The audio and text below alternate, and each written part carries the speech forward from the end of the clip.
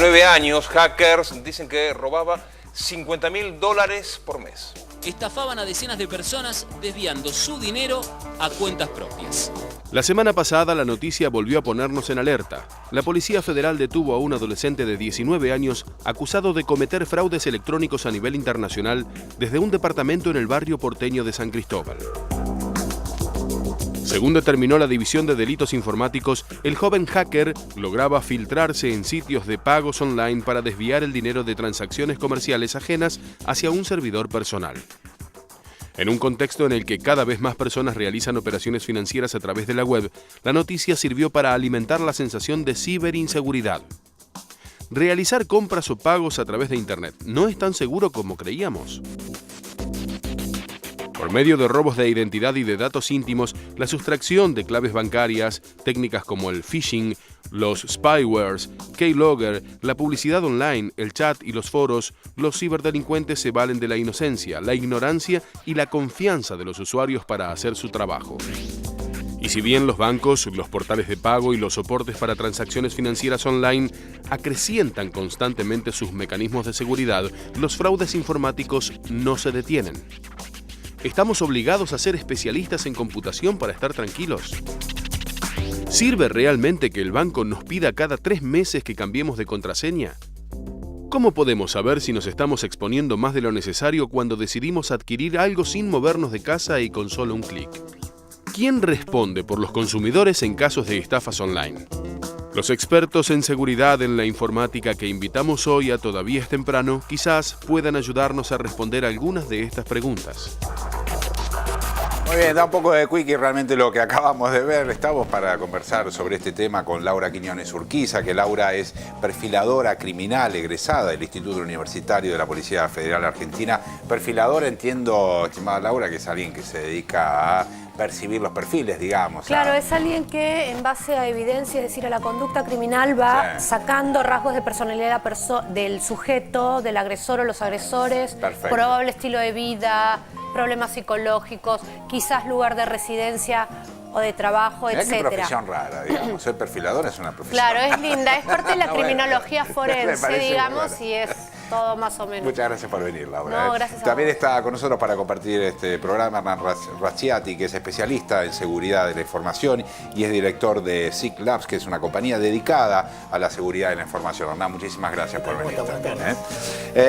A ver, tengo muchas preguntas, pero yo creo que lo primero que se genera en una situación de esta naturaleza frente a lo que podríamos llamar en líneas generales el ciberdelito es mucho temor, porque somos muy ignorantes de las posibilidades que se abren alrededor del ciberdelito. Entonces quiero preguntar, en principio, ¿cuáles son las 2 o 3 herramientas elementales que uno tiene que tener en cuenta para sentir que está más o menos protegido de un ciberdelito? Cuando hace operaciones bancarias o cuando tiene que pagar algo, etcétera, etcétera, las cosas habituales que hacemos todos con la computadora, digamos.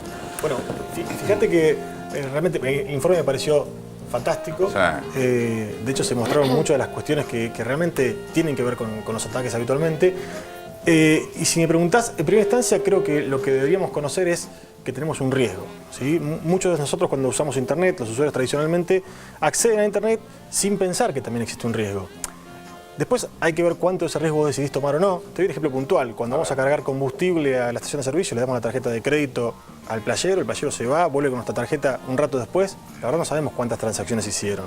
Hay muchos casos en los cuales esa tarjeta se duplica o demás. Digo, el riesgo existe ya de antes. Las medidas principales son, primero, estar atento.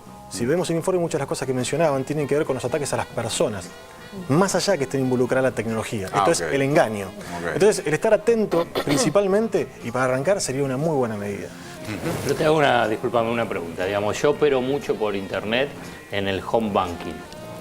¿Qué hago? ¿No lo opero más? No. Se asustó Sayat. Bueno, ¿sabes qué es una buena pregunta? Los bancos, como mencionaba el informe, a diario están implementando nuevas medidas. Y te voy a mencionar una que es bastante efectiva, o ha mostrado ser bastante efectiva. ¿El candadito? ¿Ustedes vieron? No, más que eso. Ustedes vieron que cuando habitualmente accedemos a nuestra banca online, habitualmente siempre se nos solicita un usuario y una contraseña. Sí. Todos para acceder a nuestros correos y demás, Facebook, lo que fuera, tenemos un usuario y contraseña. ¿No les parece que es un método bastante antiguo? Es decir, desde que se inventó la seguridad de la información, prácticamente estamos hablando de que la forma en la que nos protegemos es un usuario y una contraseña. Sí. La contraseña la eligen las personas, tiende a ser insegura. típico caso de la señora, el señor que estaba escuchando, dice, che, yo me tengo que acordar un montón de contraseñas todo el tiempo. Es y un la del bardo, home banking sí es un poco... Los bancos tienen una solución para esto y muchos de los servicios que usamos a diario también, que es el segundo factor de autenticación. Esto que se empieza a ver ahora, que de hecho lo puedes habilitar, por ejemplo, en tu home banking o en Gmail o en Facebook, donde aparte de solicitarte tu usuario y tu contraseña, se pide un valor adicional. Por ejemplo, un mensaje que recibís en tu móvil. En el caso de los bancos, mira vos. muchos bancos te dan un token. ¿Pero lo están haciendo? Sí. Te dan una tarjeta de guía, por Tarjeta ejemplo, de coordenadas. Eso tarjeta de coordenadas. La tarjeta de coordenadas es un ejemplo. El token es algo similar, cumple la misma función. Tenés que poner usuario y contraseña, apretás el token y aparece un numerito, ese numerito lo pones y, digamos, para decirlo claramente, si alguien tuviera la oportunidad de conocer tu contraseña, aún le va a faltar un dato, que es el que se genera el dispositivo. Laura, ¿qué características tienen estas personas, digamos, ya que sos perfiladora? ¿Qué características tienen estas personas que se dedican casi sistemáticamente a esta cuestión y que de pronto hacen organizaciones, convenciones, etcétera, etcétera? ¿De qué se trata el perfil? Primero habría, ¿no?, que diferenciar un hacker de un ciberdelincuente o un cracker. Por supuesto, son personas que obedecen a la evolución del delito, es decir, antes el delito tenía mucho que ver con la violencia, con el engaño, es decir, aquellos delitos de cuello blanco donde estaban el fraude, la mentira, al servicio del delito, ¿sí? Acá lo que tenés es una cosa mucho más sofisticada, donde te habla de un cociente intelectual, digamos, desde la mitad hacia arriba, donde se caracteriza por el no uso de violencia, salvo aquellos delitos informáticos que tienen que ver con la integridad sexual de los niños, ¿sí?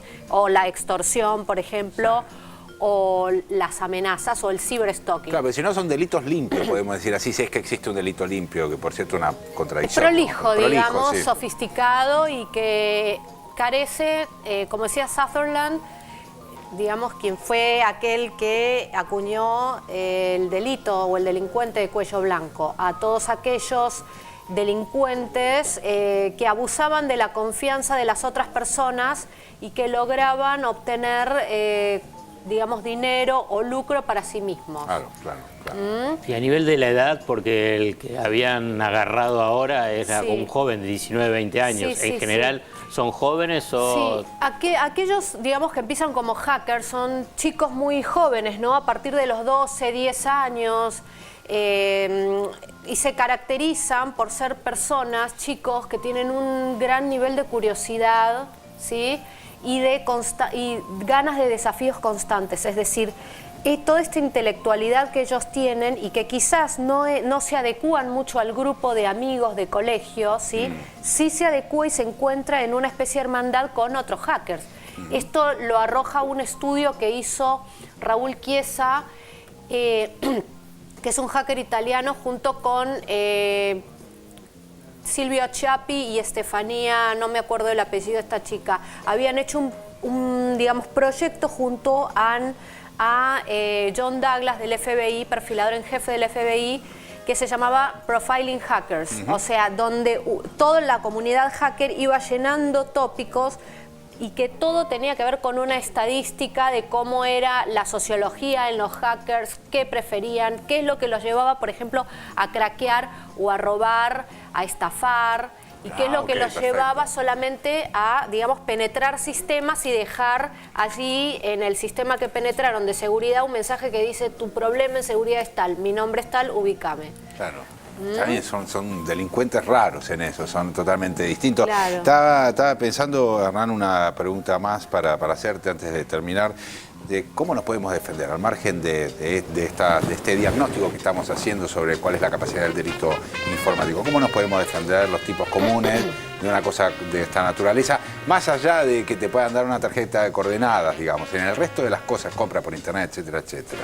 Yo creo que a la luz de los incidentes más importantes o de mayor reconocimiento de los que se hacen eco en los medios, lo más importante es que el usuario promedio, aparte de entender el riesgo, cumpla con las reglas básicas, que son tener tu máquina actualizada con los últimos parches de seguridad, tener un antivirus, no solamente un antivirus con las definiciones de virus actualizado, porque un antivirus sin las firmas actualizadas, la verdad que es inútil.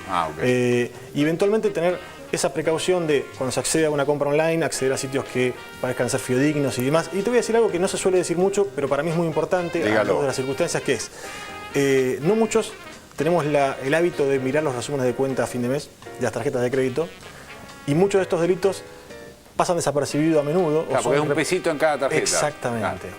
Y vos sabés que la verdad que en casos que hemos tenido contacto en las investigaciones, la verdad que las tarjetas a menudo responden a favor del cliente en general con respecto a esto. Cuando uno resuelve rápidamente, che, este gasto no lo hicimos acá y pasó en internet, es raro. Entonces parece que no, pero es una contramedida adicional, el monitoreo. Está clarísimo. Hernán, muchísimas gracias por estar aquí. Laura, muchísimas gracias. Vamos a seguir obviamente con este tema. Y ahora